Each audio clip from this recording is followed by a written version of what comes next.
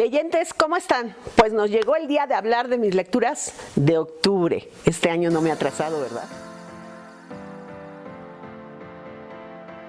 Sí, leyentes, ahora he tratado de no atrasarme como el año pasado, inicios de este año, que tardaba 4 o 5 meses. Ahorita procuro ir mes con mes y pues estamos en noviembre, les estoy subiendo mis lecturas de octubre.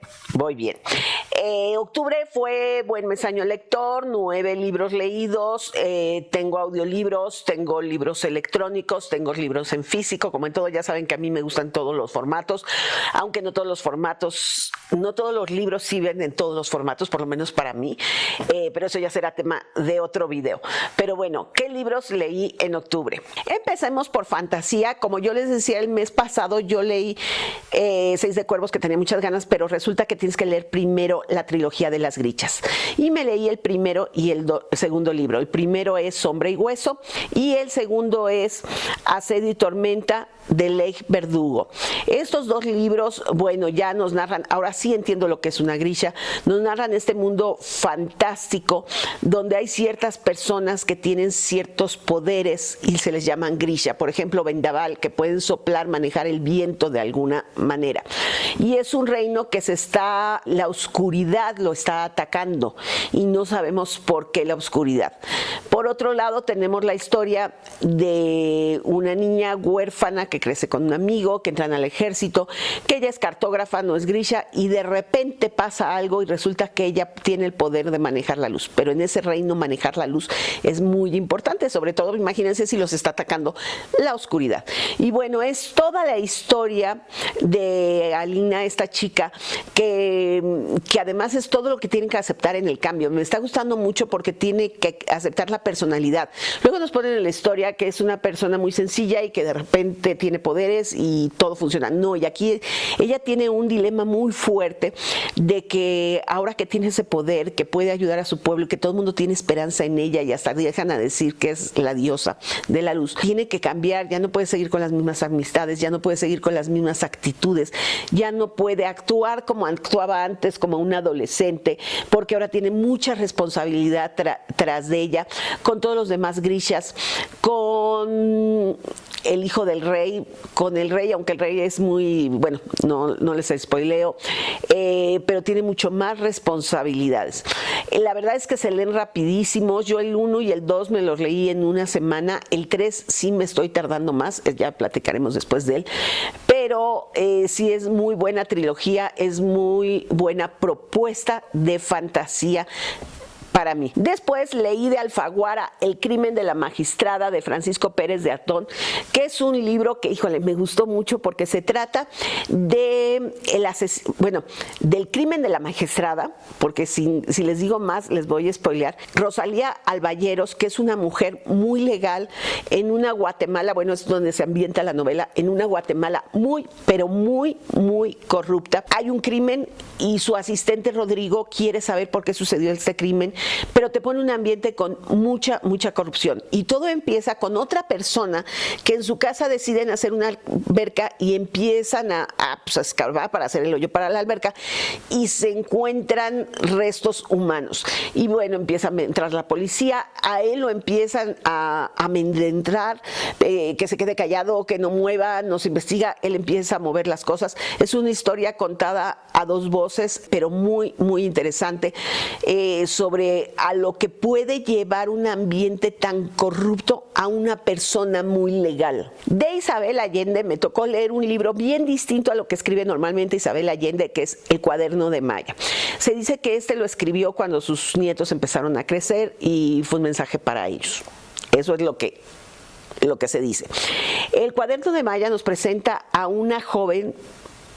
Bueno, empieza con muy jovencita, acaba de 19, 20 años, que es Maya, una joven californiana que ya nació en California, pero que su papá es chileno, pero que creció en Canadá y luego fue a vivir a California con una abuela 100% chilena, con un abuelo que no está, porque sabemos que el abuelo tuvo cosas que ver cuando lo de Pinochet, y pues la abuela siempre huyó sola. Su padre es piloto de una línea de aviones, una línea comercial, y bueno, se casa con una aeromoza sueca o europea, tienen a la niña y de repente la aeromoza ya no puede y va y se la deja a la abuela y se divorcian.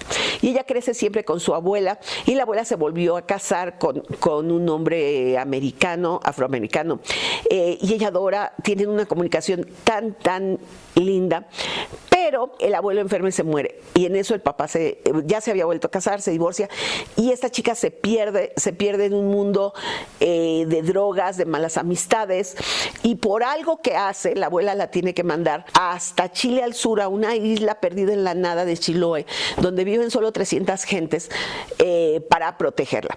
Y bueno, es toda la narración de la vida de esta joven que viene de un mundo en California de drogas y demás, a una isla donde se maneja todavía mucho el trueque, donde hay mucho la ayuda, y cómo está tomando este cambio y qué descubrimientos hacen sobre su pasado.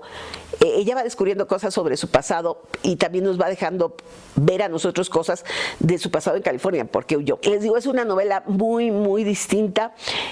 Sí me gustó, pero no creo que sea lo mejor de Isabel Allende. Para mí es una novela de 3 estrellas. Continuando con las lecturas del año de Ken Follett, ya llegamos a un mundo sin fin, sí, tochote. Este sí se tomó 2 meses la lectura, lo terminé en octubre. Es la segunda parte de Los Pilares de la Tierra, pero no es tal cual la segunda parte. ¿Por qué? Porque los personajes son distintos. Se desarrolla 160 años, empieza 160 años después de que terminó Los Pilares de la Tierra, en Cambridge. Entonces a mí me fascina porque es como saber qué pasó con Cambridge. No sé si les haya pasado que terminas novelas y dices, bueno, ¿y qué pasó después? Pues aquí sabes qué pasó 160 años después.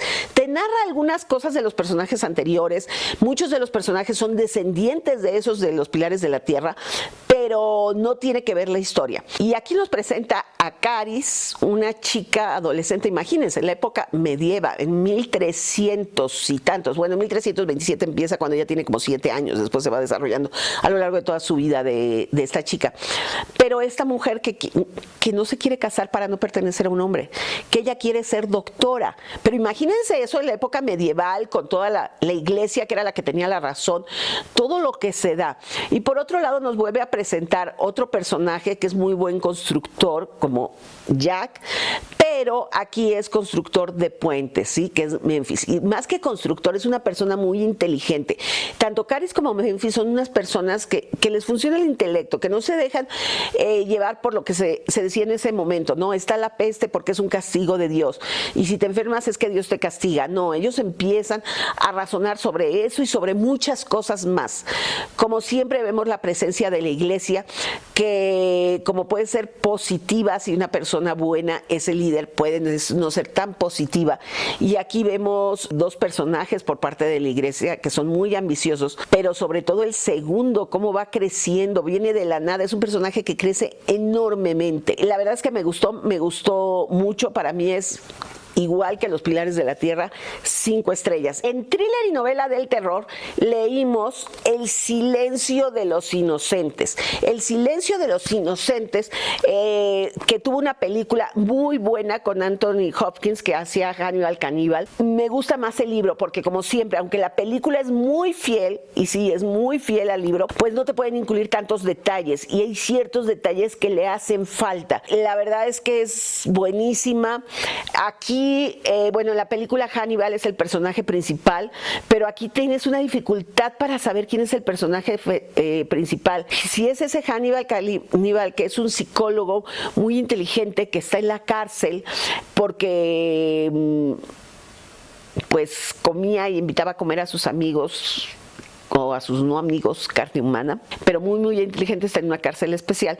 Pero por otro lado tenemos un asesino en serie que se está dando, y entonces el jefe del FBI pues va con un estudiante que él conoce, que es muy buena psicóloga, para que vaya con Hannibal, para ver si Hannibal les puede ayudar a encontrar al asesino en serie. Y entonces, bueno, les digo, no sabes quién es el personaje principal, si este estudiante que se llama Clarice o Hannibal. Toca también muchas cosas bien importantes de cómo se comporta la gente, la del FBI, como también el mero del FBI, aunque siempre creemos que es alguien malo con cosas frías, decisiones bien frías, pues también tiene una vida personal que lo puede afectar en una investigación. Es genial, tanto que este mes vamos a leer El Dragón Rojo, que va antes de este, pero lo estamos leyendo en el orden que salió en el cine. Primero este y después El Dragón Rojo, para entender un poco más a ese personaje tan complejo, que es de los personajes más complejos que yo he leído, Hannibal Caníbal. Para mí, 5 estrellas indudablemente. Lecciones de química. También lo leí ese mes y qué bárbaro. Un libro que yo le recomiendo muchísimo. Es un libro muy ameno, divertido, se lee rápido, pero que trae un mensaje brutal. De hecho, la semana pasada le subí una reseña, no me pude aguantar. Si no, les dejo por aquí la liga para la reseña, porque Lecciones de Química te habla de Elizabeth Zott, una mujer en 1952, y bueno, la historia es hasta los 60 casi, que ella decide ser científica, ser química, y se va a estudiar química, pero bueno, en un mundo completamente machista de esa época, y todo lo que tiene que pasar esa mujer, tanto en la universidad como con sus relaciones personales, como en el trabajo, como madre soltera, todo lo que tiene que pasar. Y en algún momento acaba dando clases de cocina, pero estas clases de cocina ella las daba como lecciones de química, porque decía, vamos a echar, por ejemplo, sal, pero la sal es este compuesto y te sirve para esto, y empieza a empoderar a todas las mujeres. Entonces, todo lo que empieza a cambiar en la sociedad y en la vida de ella. Y por ahí, además, ahí hay una investigación sobre quién es el papá de su hija. Sí lo sabemos, pero no sabemos nada de su pasado, y que al final sale la parte de su pasado.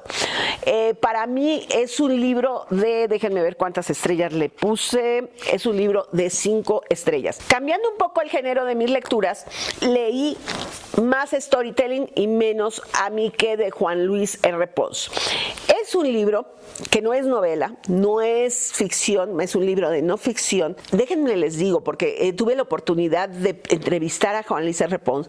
Él es un comunicólogo al 100%, fue director un tiempo de la revista Chilango, ha asesorado a personajes como Yuya, Lorena Ochoa, Hugo Sánchez, en cuestiones de cómo dar pláticas, y se le ocurrió hacer este libro dando los consejos de cómo hacer storytelling, y al principio vayan caminado hacia quienes generamos contenido, pero después, lo dice en el libro, y cuando platiqué con él también lo dijo, a ver, ¿cuántas veces un padre no se puede comunicar con un hijo? Porque somos generaciones distintas y nos comunicamos de valores distintos. Por ejemplo, a los jóvenes no les gusta que le hablen por teléfono, quieren mensajes. Nosotros los adultos decimos, ¿qué te cuesta hacer una llamada? Pues aquí te va explicando un poco cómo engancharte con la persona un poco sentimental para poder manejar la comunicación sin problemas. Además, el libro, el formato me encanta porque vean, así como está aquí subrayado, el libro dentro viene, esta parte que está naranjita ya viene subrayado con lo más importante, ¿sí? Además de que déjenme ver en una que yo no haya subrayado. Vean, por ejemplo, esta. Entonces él mismo te dice qué es lo más importante, y al terminar cada capítulo viene un resumen, y al final viene un capítulo que me encantó de la inteligencia artificial, porque ya ven que ahora con ChatGPT todo, la inteligencia artificial es el boom. Te dice, pues la inteligencia artificial también tiene fallas. Él hizo un experimento buscando una reseña de su libro, y le puso a la aplicación de inteligencia artificial que le hiciera, y pues le cambió el nombre a él, dijo que él se dedicaba a otras cosas. Entonces hay que tener cuidado y revisar. Sí, qué bueno que está la herramienta, pero hay que cuidarla porque puede afectar a la comunicación que tenemos con otros. Y el 9º libro fue un audiolibro, Un perro, de Alejandro Palomas. ¿Qué libro? ¿Qué escritor Alejandro Palomas? Es el 2º libro que yo escucho de él, buenísimo. Aquí te habla de por qué para él en un momento dado de la vida fue tan importante un perro. Entonces tienes que leer todos sus libros para poder entender muchas cosas, pero aquí me encanta porque te empieza a hablar de la relación que tiene con su mamá, que es una mujer ya de cierta edad, que hace cosas que te dan pena, o sea, cuando habla con la gente y la mamá bien despreocupada. Por ejemplo, él te dice pues, que él es gay, pero que no tiene pareja, y entonces la mamá se convence que como le gustan los perros, un veterinario puede ser su pareja, y como a él le gusta lo tipo nórdico, güero, alto, se va al parque y cuando ve a alguien con un perro le dice, oye, ¿quién es tu veterinario? Ah, ¿y es alto y güero? ¿Y es gay? porque es muy importante que sea gay. Y un día le pregunta a una amiga que no sabe y que la amiga le dice, oye, ¿tú crees que había una viejita que estaba diciendo esto, que no sé qué? Entonces, todas las vergüenzas que pasa, muy, muy ameno, me recuerdo. Los que convivimos con gente de la tercera edad sabemos que luego hacen cosas así, que nosotros, no, pero espera, no sé, a mí me recordó mucho cuando ella maneja el celular, cuando mi mamá yo le enseño a manejar el celular y a los 4 o 5 días regresa y me dice, es que no sé cómo hacerlo. Y yo, pues te acabo de decir, lo mismo que piensa el autor pasa por la mente de los que hemos pasado por esas situaciones. Entonces es un libro fenomenal que te habla de las relaciones madre-hijos, la relación de él con su perro, y te va dejando mucho de que ver de lo que pasó con su familia, porque él sufrió mucho en la niñez, hubo un algo en su vida que lo marcó, pero eso lo narra en otro libro. ¡Ay, se me olvidaba Duma Kay! Sí, también leí Duma Kay. ¿Cómo se me olvidó? Fue Octubre del Terror. Stephen King Club, sí, Duma Kay de Stephen King. Duma Kay es un libro, híjole, muy King. Últimamente he leído muchos libros, muy King. Este tiene terror, cosas paranaturales, paranormales. Se trata de Edgar, que es un hombre, ya vivió su vida, sus hijas están en la universidad, una en Estados Unidos, otra en París, pero un día tiene un accidente,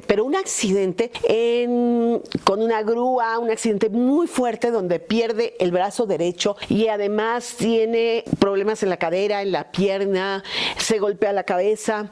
Entonces la recuperación es bien difícil, y dentro de la recuperación él entra en un momento de enojo y de depresión. Cuando está en ese grado de que no sabe, tiene hasta como ganas de suicidarse, su psicólogo le dice, oye, espérate, ¿por qué no mejor empiezas una nueva vida, te vas lejos de aquí a vivir a otro lado?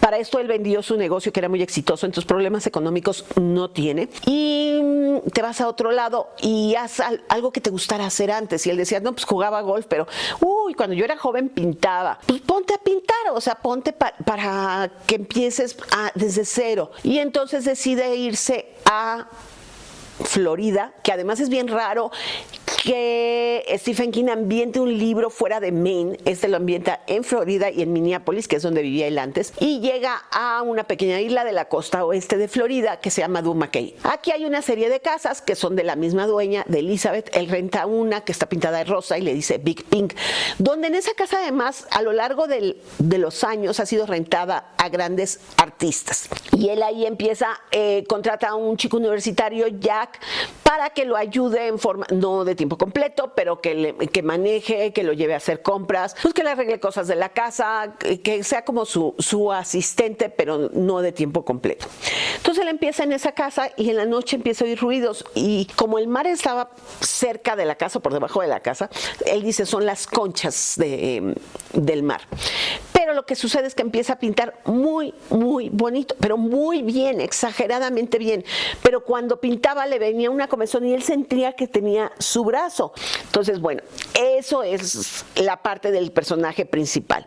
Ahora, aquí en Duma Kay conoce a dos personajes muy importantes, que es Elizabeth y el hombre que cuidaba a Elizabeth, que llega a ser un gran amigo de él. Y un día va su hija, dentro de sus dos hijas tenía una con la que se conectaba más, que era su consentida. Y va su hija a verlo, y cuando intentan entrar a una parte más alejada de donde están las casas, se pone ella mal, y pues él empieza a pensar que en Duma Kay hay algo, porque también a Zimmerman, que era el que cuidaba a Elizabeth, también le pasan cosas.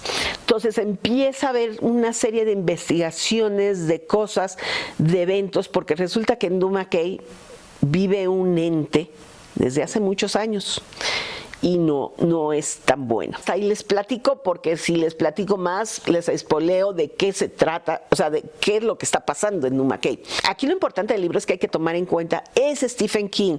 Casi la mitad del libro es la descripción de cómo vivía Edgar antes del accidente, cómo vive en Minneapolis en el accidente, cómo empieza a vivir en Duma Kay. Pero durante toda esta narración tú sabes que algo va a pasar, tú lo estás leyendo y sabes, es que algo va a pasar, por algo están sucediendo las cosas, pero no sabes por qué ni por dónde va a llegar.